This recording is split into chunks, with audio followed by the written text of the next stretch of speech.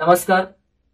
आरपार दिल की बात मध्ये मी प्रसाद तुम्हा सर्वांचं मनापासून स्वागत करतो. आपल्यासाठी प्रत्येक दिवस आपण अडचणीचा सामना करत असतो, पण असे काही लोक असतात जे त्या अडचणींना आपल्या सामर्थ्याचा मार्ग बनवतात. आज आपल्यासमोर अशी व्यक्ती आहे की जे दृष्टीहीन असूनही एक सॉफ्टवेअर इंजिनियर म्हणून आपल्या आयुष्यात एक स्वतःचा प्रकाश निर्माण केला. आज आपण गप्पा मारणार आहोत सिद्धांत चोते यांच्याशी. तुमचं आरपार दिल की बात मध्ये मनापासून स्वागत आहे. थँक्यू. बालपण कसं गेलं तुमचं? डोळ्याचा जो प्रॉब्लेम आहे तो ऍक्च्युली माझ्या आईच्या लक्षात आला. कारण ती जेव्हा मला दूध पाजायची किंवा मांडीवर घ्यायची तेव्हा माझी नजर नेहमी अशी तिरकी असायची, तिच्या हाताकडे सरळ नसायची. तर तेव्हापासूनच थोडासा डाऊट होता. जसं जसं वय वाढत गेलं तसं त्याबद्दल अजून लक्षात येत गेलं. कारण माझं राहताना मला मी आई सांगायची की कधी कधी धडकाच्या गोष्टींना मग ब्लर्ड विजन होती, म्हणजे थोडी होती पण ती ब्लर्ड होती. मग स्कूलमध्ये ऍडमिशन घेताना सुद्धा वडिलांचं असं होतं की ब्लाइंड स्कूलमध्ये टाकलं तर होईल, पण आईचं म्हणणं होतं की ब्लाइंड स्कूल नको, एकत्र एज्युकेशन झालं तर चांगलं राहील. माझी आई स्वतः MSW क्वालिफाईड आहे, त्यामुळे तिला एक ओव्हरऑल तिच्या अभ्यासातून जे काही ह्याच्यातलं ज्ञान होतं त्यात इन्क्लुझिव्ह एज्युकेशन सिस्टमचं बद्दल तिचा जास्त कल होता तिथे. आणि त्यामुळे मग तिच्या परसिस्टन्सनी आणि इव्हन माझ्या वडिलांनी सुद्धा मग नंतर मनावर घेतलं. माझ्या घराच्या जवळच शाळा होती, चालायच्याच अंतरावर, त्या शाळेत माझी ऍडमिशन केली जेणेकरून मला प्रवासाला पुढे जाऊन कधी अडचण नको आहे. पण तिथून सुरुवात झाली माझ्या शिक्षणात. आणि मग तिथनं पुढे बऱ्याच इतर गोष्टी ज्या होत्या की मुलांसोबत मिळून मिसळून राहणं, मग खेळणं मिळणं तर माझं हमखास व्हायचं. म्हणजे मी मैदानावर जाणं, बिल्डिंगमध्ये खेळणं. फक्त धडपडी ही माझ्या नशिबात जरा जास्त होती. माझ्या आई वडील सांगतो की मला लहानपणी माझ्या कपाळावरती एकूण इतक्या वेळा गेलो दवाखान्यात की 12 टाके बसलेले. त्यावेळेस तसं किस्से भरपूर होते, टाके बिके बसून घेणं, काही ना काहीतरी लागलं. ओके. तुमचं बालपण हे दृष्टीदोषामुळे इतर मुलांपेक्षा खूप वेगळं होतं, त्याच्याबद्दल काही सांगा. मैदानावरती मी मला आठवतंय 7वी पर्यंत माझा मोठा भाऊ फुटबॉल खूप खेळायचा, तर मी त्याच्यासोबत, तो जिथे जाईल त्याच्यासोबत मी जायचो.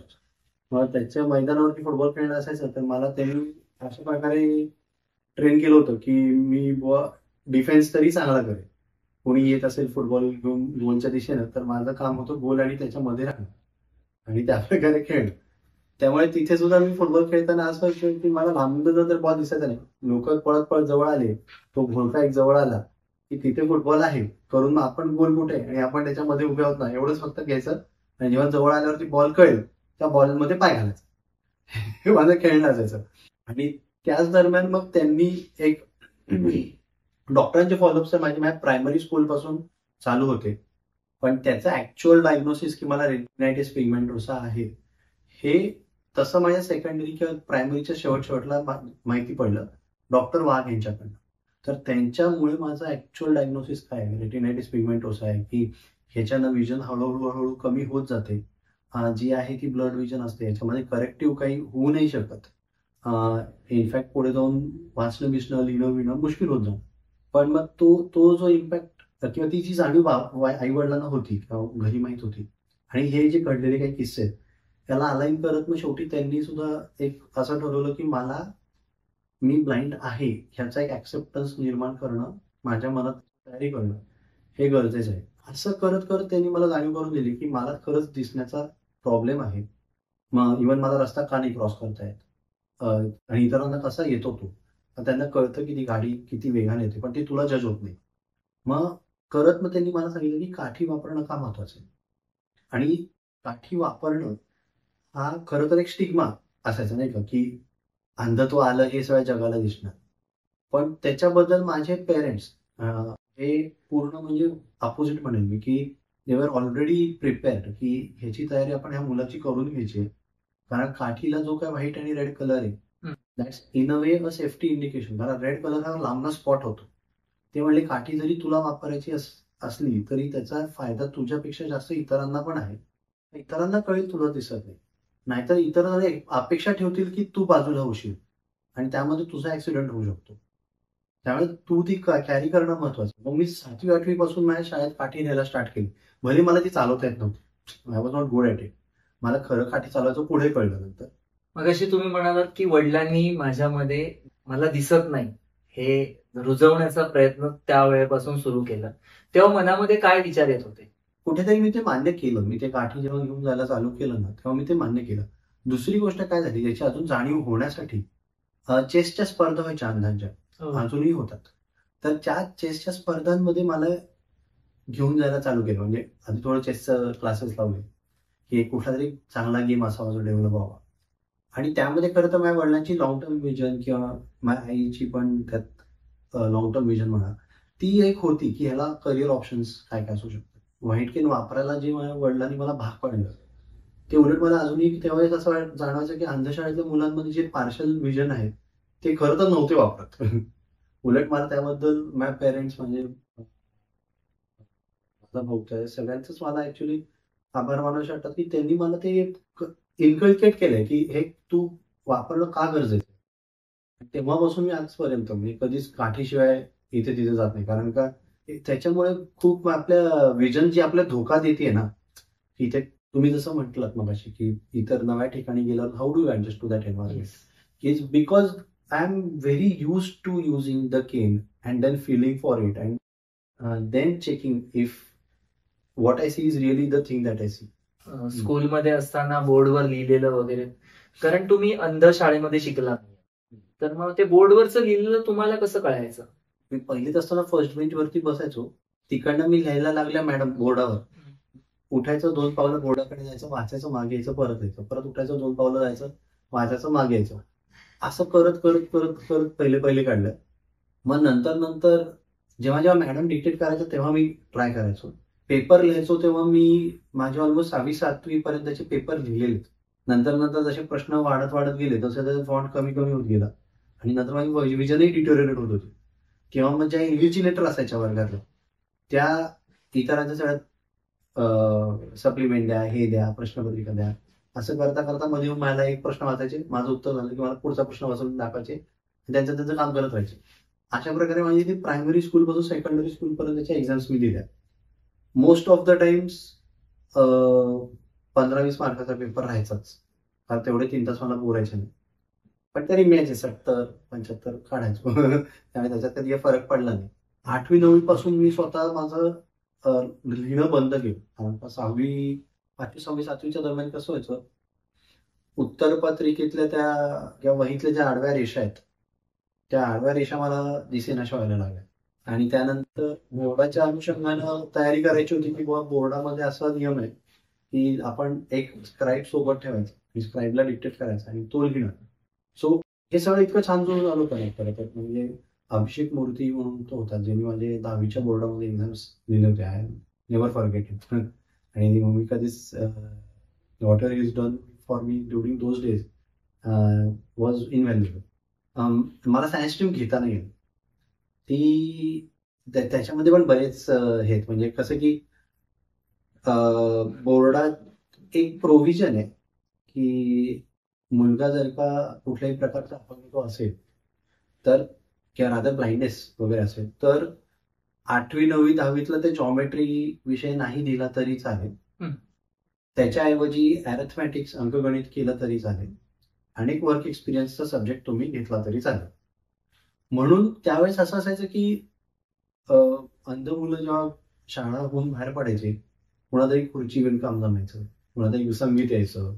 मग ते एक ट्रेंड होत गेला नाही का की अंध मूल म्हणलं की संगीत किंवा कॅन्डल मेकिंग किंवा खुर्ची विणकाम हीच कामं असतात. कारण का तो मार्ग अंध शाळांनी पण निवडला. त्यामुळे खरं तर तो मार्ग ही प्रोव्हिजन असताना त्याला ऍक्च्युली एक चॉईस होता, पण त्या चॉईसचा कधी काय म्हणतात माहिती त्या मुलांपर्यंत कधीच गेली नाही. उलट शाळांनी सोपा मार्ग निवडला. एक म्हणजे मगाशी तुम्ही सांगितलं की मी पहिल्या बेंचवर बसायचो आणि मॅडम जे काही लिहित आहेत ते उठायचं, वाचायचं आणि परत वहीत येऊन घ्यायचं. हे जे सांगितलं ते वाचायचं तेव्हा कसं जमायचं तुम्हाला, आणि आताही एखादी गोष्ट वाचताना तुम्हाला कशी जमते? म्हणजे मला लिहायला तर येतं, पण त्याच्यातला जो काही अक्षरांमधलं स्पेसिंग म्हणतो ना, त्याचा सरळपणा, की बी लिहितोय आपण स्मॉल, तर त्या बीची उभी रेघ उभी गेली पाहिजे. किंवा जर का मी लिहिलं असेल की बटर, तर त्या टीची उंची आणि बीची उंची मॅच झाली पाहिजे. हो. हे आणि किंवा ह्या टीचा कर्व आणि त्या टीचा कर्व पण सेम राहायला पाहिजे. हे कधी माझं सिंक मध्ये नव्हतं. ओके. कधीच नव्हतं. त्यामुळे प्रत्येक अक्षरात तो फरक राहायचाच. आणि त्या गोष्टींमध्येच मग आणि वर खाली किती लाईनीवरती मी लिहायला जातोय, पण कधी कधी खालती ते लाईनीवरती नाही राहणार, थोडं अक्षर त्याच्या खाली सरकेल, थोडं वर राहील, काही एमएमनी वर खाली होत राहणार. तर ते स्ट्रगल्स माझे होते आणि ते शेवटपर्यंत होते, ते अजूनही आहेत.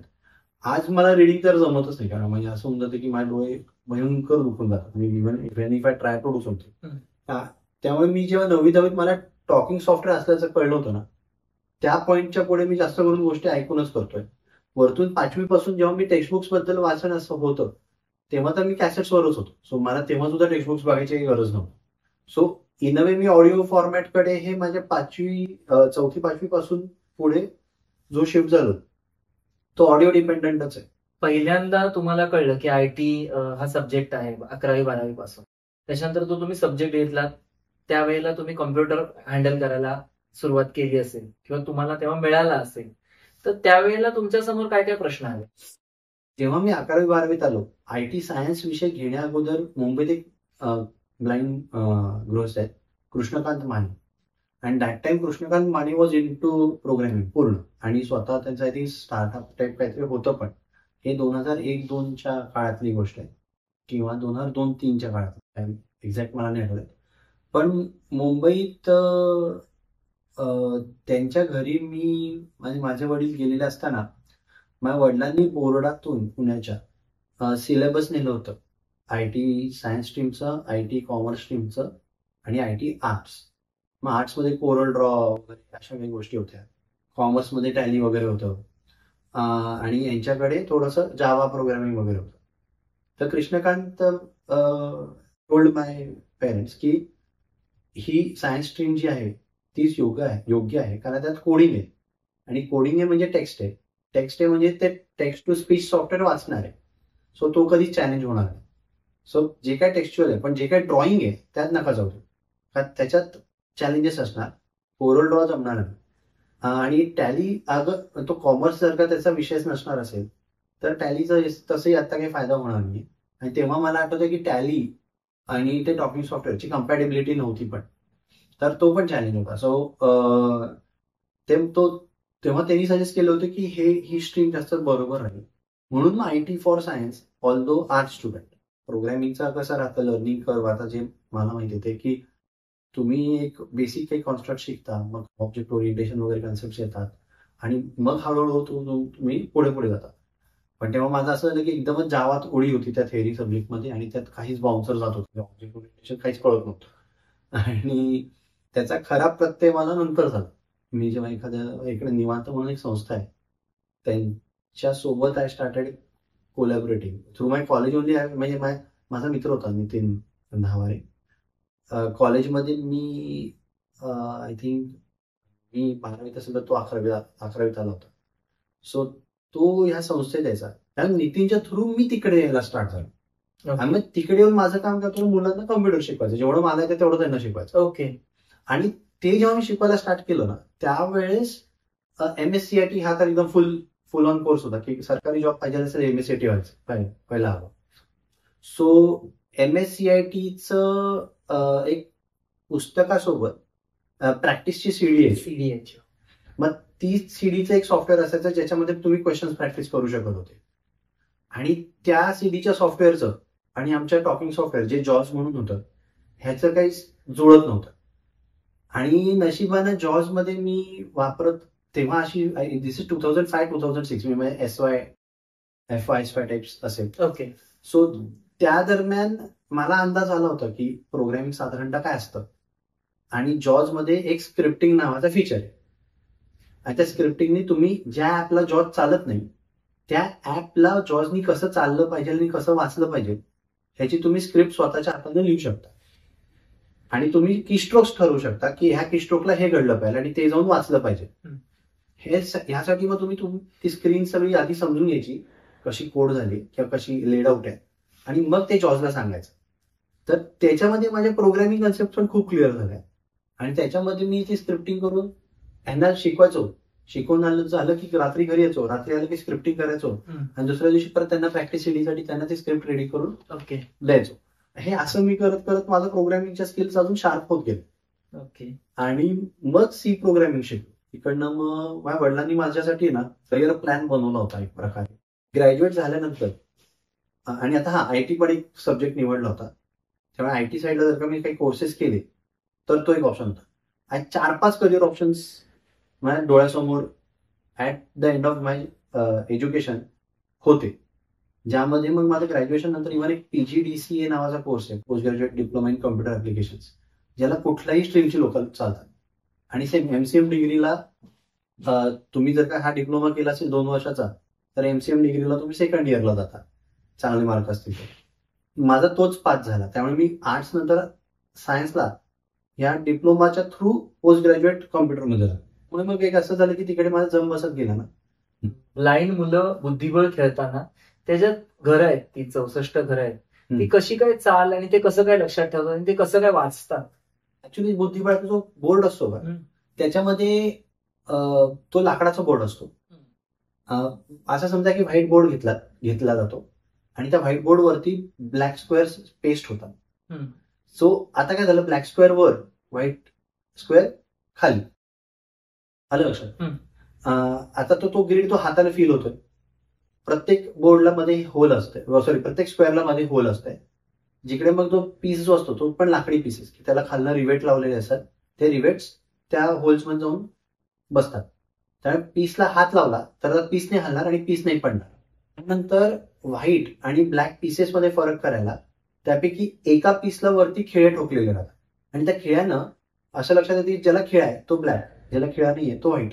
तर तुम्ही आयटी मध्ये आहात, आयटी मध्ये तुमची एक कंपनी चालवताय. ही कंपनी उभी करताना सुद्धा तुम्हाला काही प्रश्न असतील, म्हणजे काही प्रॉब्लेम्स आले असतील, ते कसे कसे फेस केलेत. मी MCM करत असताना कॅम्पस इंटरव्ह्यू मध्ये लकीली एका IT कंपनीत जॉईन झालो.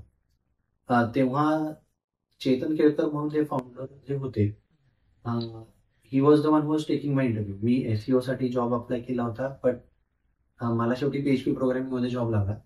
आणि तिथे मी एक वर्षभर असेल तर इन द मीन वाईल निवांतमध्ये मी ऑलरेडी व्हॉलंटरीली जायचो शिकवायला. तर निवांतमध्ये एक ऑपॉर्च्युनिटी आली. NGO असल्या कारणाने बरेच कंपनीचे लोक येऊन व्हिजिट करायचे. सो त्यांना जेव्हा कळलं की आम्ही IT मध्ये एज्युकेशन घेतोय तर ते म्हणले की मग आमच्याकडे काही सॅम्पल प्रोजेक्ट्स आहेत ते तुम्ही करून दाखवाल का, केलं तर मग बघूयात. आणि ते करायचं म्हणून आम्ही चालू केलं. मग माझा इथे जॉब असायचा. जॉबच्या नंतरनं आउटसाइड ऑफिस आवर्स आम्ही ते प्रोजेक्ट करायचा प्रयत्न केला आणि त्याचं डिप्लॉयमेंट वगैरे आम्ही 1.5 महिन्यात त्यांना करून दिलं. ओके, छोटाच होता अगदीच, म्हणजे साइन अप काइंड ऑफ एक डेमो ऍप साठी तुम्ही साइन अप करा आणि this is the flow that you will get to tie, असं त्यांच्या सॉफ्टवेअर प्रोडक्टचा तो एक फ्लो होता, तो आम्हाला बनवून द्यायचा होता. तर ते सगळं झाल्यावरती ते बिकेम प्रिटी इम्प्रेस्ड की अरे इकडनं काम होतंय. मग तिथून त्यांनी मग हळूहळू काम द्यायला स्टार्ट केलं. मग आमचं असं होतं की आता काम मिळतंय तरी नो प्रॉफिट नो लॉसच्या पद्धतीने आता चालवून बघायचं आणि जे काही इन्कम येईल ते पुन्हा 10वीतून जे पुढे येणारे ब्लाइंड मुलं आहेत त्यांच्या एज्युकेशनसाठी, त्यांच्या IT साईडच्या एज्युकेशनसाठी इन्व्हेस्ट करून त्यांना ट्रेन करायचं आणि परत इथे रुजू करून घ्यायचं. आणि हे जर का मॉडेल सक्सेसफुल झालं तर याला ॲज अ कंपनी म्हणून लॉन्च करायचं. मग तसं करत करत करत मग पुढे आम्हाला ऍक्सेसिबिलिटी बद्दल कळलं. मग त्याच्यामध्ये आम्ही आमची निश डेव्हलप केली.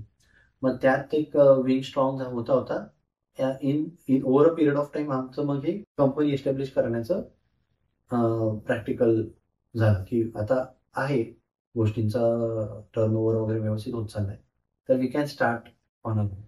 मग असं करत ते तिकडनं पुढे स्टार्ट झालं. आता ह्या सगळ्यामध्ये ती निवांत मधली सगळी टीम आहे तुमच्या बरोबर. साधारण किती लोक आहेत आणि कसं मग ते तुम्ही रन करता आणि कुठून तुमचं ऑफिस वगैरे कुठे असतं. आम्ही सुरुवातीला तर एक छोट्याशा 1 BHK फ्लॅटमध्ये होतो तिकडे टिंगरेनगरमध्ये. तेव्हा आम्ही 4-5 जण होतो. मग ते हळूहळू असं झालं की त्या दशकात बँकेच्या पण भरपूर ओपनिंग्स होत्या. आम्हाला पण भरपूर ऍट्रिशन झालं कारण बँकेत तर सिक्युअर जॉब आहे ना, त्यामुळे तिकडे पण बऱ्याच मुलांनी मग पावलं नेली. पण एनिवेज आणि कृष्णा म्हणून पण आहे, कृष्णा ब्रह्मक्षत्रिय, तो तेव्हाच HSBC ला लागला. आमच्याकडे 2 वर्ष काम केलं, मग HSBC कृष्णा लागला. आणि गौरव आहिर आज JPMC मध्ये he is reporting directly to vice president. So he got placed in आणि he was with us for almost 8 years. म्हणजे मध्ये 1-2 थोडा गॅप असेल त्याच्या मास्टर्स डिग्री जेव्हा त्यांनी करायला घेतली तेव्हा त्यांनी कामाचा गॅप घेतला होता, पण तो गॅप सोडला तर ऑलमोस्ट एक कंटिन्यू 8 years होता तो. आणि आज he is working with JPMC directly reporting to vice president. So हे जे काय होतंय ना, I think this is where we are very happy. ह्याच्यात ऑपॉर्च्युनिटीज इतक्या आता जनरेट होत आहेत. माझ्याकडे आता सुद्धा 15 लोकांपैकी हाफ ऑफ द क्राऊड 7-8 जण तर आम्ही 6-7 जण तर सहज आम्ही सगळे ब्लाइंड मुलं आहोत, बाकी सायटेड मुलं आहेत. कोविडमुळे नशिबानं इतर राज्यांमधले पण आहेत. वेस्ट बेंगॉलमध्ये कार्यक्रम आहे, गुजरातमधून आमे आणि सागर आहेत, परत अमृतसरला रेणुका आहे, आता केरळमध्ये जिलू म्हणून एक मुलगी होती पण ती आता दुबईत असते. So all these are basically having some sort of blindness but are still involved in the companies activities. जेव्हा तुम्हाला जॉब लागला त्यावेळेला ऑफिस टीमच्या तुमचं बॉन्डिंग आणि तुम्हाला आलेल्या मर्यादा याचं हे जे काही प्रश्न आहेत ते तुम्ही टॅकल कसे केले? मला जॉब लागताना जे चेतन केळकर सर होते ज्यांनी माझा इंटरव्ह्यू घेतला, त्या समोर बसताना मी म्हणलं की सर त्याच्यात एक इफेक्टिव्ह पण आहे, तुम्ही बघा, मला स्वतःला कॉम्प्युटर वापरता येतं, याचा मी तुम्हाला डेमो देतो. ते म्हणले मी अजून ह्या गोष्टी तुला विचारल्या पण नाहीत, तू बस ना. आणि तिथे he was the first employer who said this. आणि that is what open the doors. सोमवारी मी SUचं मला कळलं इंटरव्ह्यूचं, मंगळवारी कॅम्पसमध्ये इंटरव्ह्यूला गेलो. मंगळवारी तो इंटरव्ह्यू झाल्यानंतर ना दुसऱ्या दिवशी बुधवारी तिकडे ऑफिसमध्ये सेकंड राऊंडला गेलो. तिथे त्यांनी मला डायरेक्ट PHPचंच कोडिंग करायला लावलं. मी त्यांना म्हणलं माझ्या आतापर्यंत PHPचा मी आत्ताच अभ्यास चालू केलाय, एवढंच येतं मला, ह्याच्या पुढे येत नाही. मग मला ॲरेज बिरेज जमतं, स्ट्रिंग्स वगैरे जमतं, डेटाबेस कनेक्टिव्हिटी शिकलेलो नाही, शिकायचं बाकी. म्हटलं ठीक आहे, सेशन येतं, म्हणलं येतं. मग ते म्हणलं की तू एक काम कर, लॉग इन फॉर्म कर, सेशनमध्ये व्हेरिएबल सेव्ह कर आणि लॉग इन झाल्यानंतर जे काही क्रेडेन्शियल सेव्ड होते ते तू सेशनच्या थ्रू दाखव. म्हणलं ठीक आहे. ते त्यांना मी लिहिलेलं कोड करून दाखवलं, त्यांनी ते बघितलं आणि तेव्हा मला पहिली जॉब ऑपॉर्च्युनिटी भेटली. ते म्हणले की कंडिशन एवढीच, 14 days आम्ही ट्राय करणार, आम्हाला वाटलं गोष्टी वर्कआउट होत आहेत तर जॉब, नाही तर नाही. म्हणलं ठीक आहे, फेअर आहे, मला चान्स मिळतो हेच खूप. 29 सप्टेंबरला जॉईनिंग होतं, 14 ऑक्टोबरला मला कन्फर्मेशन मिळालं. एखादं सॉफ्टवेअर तुम्ही ब्लाइंड असल्यामुळे वेगळ्या पद्धतीने डिझाईन केलं, हे तुम्हाला जाणवलं का कधी? परफेक्ट सॉफ्टवेअर तसं ज्या कंपनीला पाहिजे असतं तसंच तुम्ही देता? सुरुवातीला जेव्हा मी डिलिव्हर केलं तेव्हा माझं UI हा माझा वीक पॉईंट होता आणि हे माझ्या कंपनीतल्या सगळ्यांना माहिती होतं. सो मला मोस्टली बॅकएंड कोडिंग द्यायचे आणि बॅकएंड कोडिंगमध्ये मला जास्त करून PHP आणि MySQL साईडलाच ठेवायचं. तो CSS वगैरे ह्या गोष्टी मी जास्त काय हाताळल्या नाही. माझं काम मोस्टली फ्रंट एंडला कुठे की व्हॅलिडेशन वगैरे सगळं करून सगळं रेडी ठेवायचं. काही UIचं असेल ऍडजस्टमेंट तर माझ्या टीममध्ये कोणाचं दुसरं येऊन त्याचं CSS ऍडजस्ट करून ते ठीकठाक करून देऊन टाका. सो ते विदिन द टीम होऊन जायचं. आणि बॅकएंडमध्ये आय वॉज व्हेरी स्ट्रॉंग. त्यांचा जो काही फ्रेमवर्क होता विदिन द कंपनी, त्या फ्रेमवर्कमध्ये सुद्धा इंटरनेट एक्सप्लोरर 6 होतं त्यावेळेस. त्याच्यावरती थोडे जरी HTMLच्या चुका असल्या तरी गोष्टी डायरेक्ट यायच्याच नाही पेजवर, म्हणजे डिस्प्ले व्हायच्याच थांबायच्या. तर आणि जेव्हा तुम्ही खूप सारी कोड मॉड्युलराईज करता, सिग्रिगेट करता, वेगवेगळीकडे जाऊन देता, तर ते सगळं एकत्र येताना कसं येतं आणि कसं त्याच्यामुळे इम्पॅक्ट होतो ह्याच्याबद्दलचा एक इश्यू मी स्वतःच मागे जाऊन हुडकून त्यांना काढून दिला होता. त्या लेवलला माझ्या बॅकएंड कोडिंगवरती त्यांना विश्वास होता. आता एखादं प्रोजेक्ट मिळवताना एखादी कंपनी तुमच्यावर विश्वास ठेवते आणि लगेच देते की त्याच्यासाठी सुद्धा अजूनही काही स्ट्रगल करावं लागतं? आता बिकॉज मी ऍक्सेसिबिलिटी क्षेत्रात आहे ना, तर त्यामध्ये आमच्यासारख्या स्किल्स जास्त लागतात. पण त्या सॉफ्टवेअरमध्ये आता समजा लेबल आहे आणि एक पुढे फील्ड आहे, त्या फील्ड आणि त्या लेबलचं जर का कोरिलेशन एस्टॅब्लिश नसेल तर ती फील्ड आम्हाला अनलेबल्डच ऐकू येते. ओके. तर ती कोरिलेशन एस्टॅब्लिश करायला मागे काहीतरी तुम्हाला कोडमध्ये एस्टॅब्लिश करावं लागतं की हे लेबल याचं, ओके, ही कोडमध्ये चेंजेस करावे लागतात.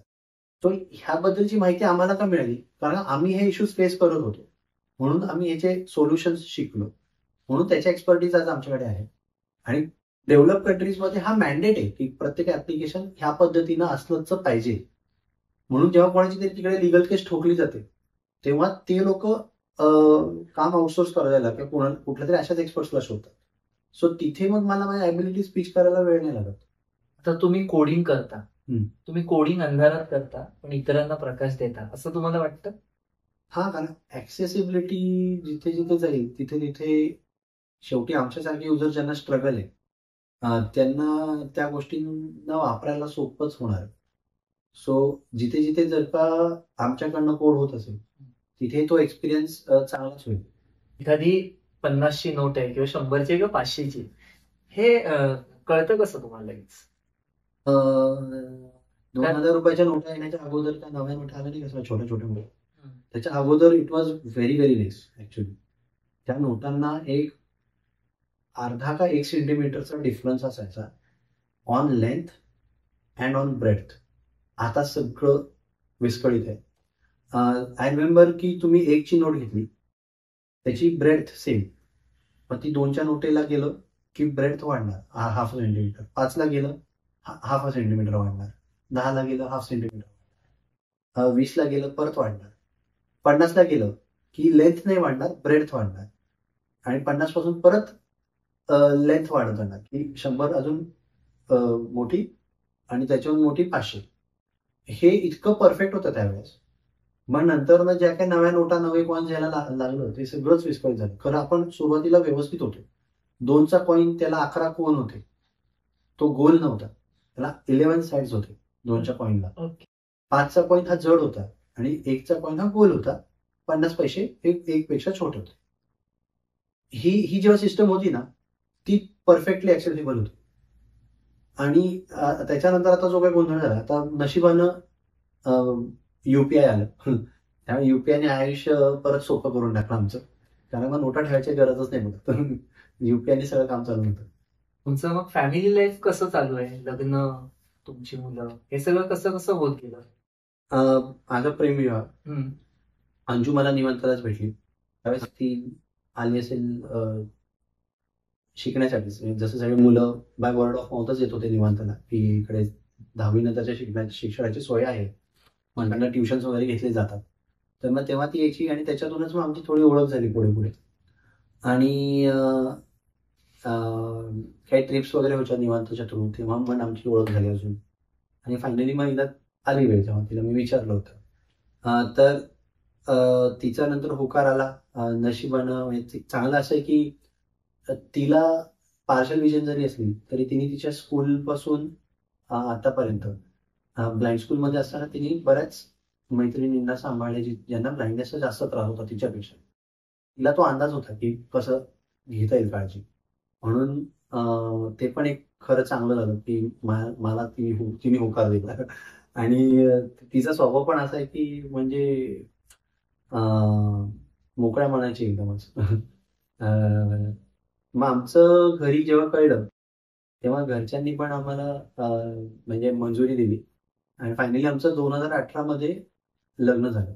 लग्नानंतर मोस्टली आमचे स्ट्रगल पॉइंट्स बाळाचा आजारपणच, त्यात कोविड, मनस्वी झाली तेव्हा कोविड. आम्ही तेव्हा खूपच प्रिकॉशन घेतली. कोविडच्या काळात आम्ही कुठंच गेलो नाही. जोपर्यंत कोविडच्या अगदी तिसरी लाट गेल्यानंतर ना आम्ही काइंड ऑफ जायला चालू केलं असेल. तर तितक्या प्रिकॉशन्स मध्ये आमचं मेन भीती तीच असायची की जर का बाळाला काही झालं किंवा आपल्याला काही झालं तर बाळाला परत धावपळ होणार आपल्याला बाळाला घेऊन. तेवढी धावपळ व्हायला नको. परत घरी पण आपण म्हणलं आई वडिलांपाशी तर त्यांना सुद्धा कोविड वगैरे नको व्हायला. तर अशा ह्याच्यानं मग आम्ही ते त्यावेळेस बरंच जपलं. बाकी तिला सांभाळताना तसा काही इतका चॅलेंज नाही झाला. तुमच्या दोघांचं नातं कसं आहे? मला माहितीये की ती माझ्यासाठी आहे, तिलाही माहितीये की मी आहे. आणि म्हणजे काय म्हणायचं, तसा मी खूप अभ्यासू आणि खूपच गोष्टींना स्ट्रेस घेऊन काम करणार आहे. जे क्षेत्र मी निवडलं ते चॅलेंजिंग होतं, की तितक्या सरळ नव्हत्या. जसं government job was pretty easy, पण बिझनेस चालवणं म्हटलं तिथले फायनान्सेस, त्यातलं खर्च मॅनेज करणं, त्याच्यामध्ये ही नवीन त्यातली स्ट्रीम, त्या स्ट्रीममध्ये बिझनेस मिळवताना तो जर का नाही आला तर ती व्हॉल्यूम कमी राहणार आहे, मार्जिन्स कमी राहणार आहे. ह्या अशातून मी बरंच स्क्वीज आउट होत आलो. आणि त्यामुळे बरेच टेक्निकल कॉम्पिटन्सी असल्यामुळे बऱ्याच जेव्हा गोष्टी क्रिटिकल स्टेजला आल्या तेव्हा मी स्वतः हाताळल्या पण. I have done coding for continuously 24 hours. आज सकाळी बसलो आणि उद्या सकाळपर्यंत कोड करून दिलाय विदाउट अ स्लीप. ओके. अशा पण गोष्टी मी केलेल्या आहेत जेव्हा टाइमलाईन्स टाईप. पण मग त्याच गोष्टींपासून मला मागे कोणी ओढलं असेल तर ते अंजुनी. कारण that costed me my health. कारण आज मला ब्लड प्रेशरच्या 2 गोळ्या चालू आहेत. तर कुठेही अशा काही गोष्टी झाल्या की अंजू बॅलन्सर आहे जी मला सतत जगणं पण एक असतं हे सांगत राहील. आणि त्याच्याबद्दल ती व्हॅल्यू ऍडिशन कोणीच नाही करू शकत. म्हणजे ती महत्वाची व्हॅल्यू ऍडिशन माझ्यासाठी. ओके. येणाऱ्या पुढच्या पिढीसाठी तुम्ही काय सांगाल? आपण कुठल्या अवघड सिच्युएशन मध्ये ढकलल्या गेलो ना, आपल्याकडे 2च चॉईसेस असतात. एक तर म्हणजे त्याच्यातनं वर यायचं किंवा त्याच्याबद्दल रडत बसायचं. चॉईस आपला असतो. आणि ऑफकोर्स अंजूमुळे मी एक अजून सांगेल की वर येताना तर घेत वर नाही यायचं आपल्याला, हसत खेळत. कारण का जे आपल्याला होऊ शकतं ते होऊ शकतं आपल्याकडनं. आपण मशीन्स नाही होत. आज AI तर आपल्याला सगळ्यांच मागे टाकायला बसलंय कॉम्पिटिशनल स्किल्समध्ये. पण आपल्याकडे जे आहे ते आपण करू शकतो आणि आपण खुश तर राहू शकतो. धन्यवाद तुम्ही आमच्याशी बोललात त्याबद्दल.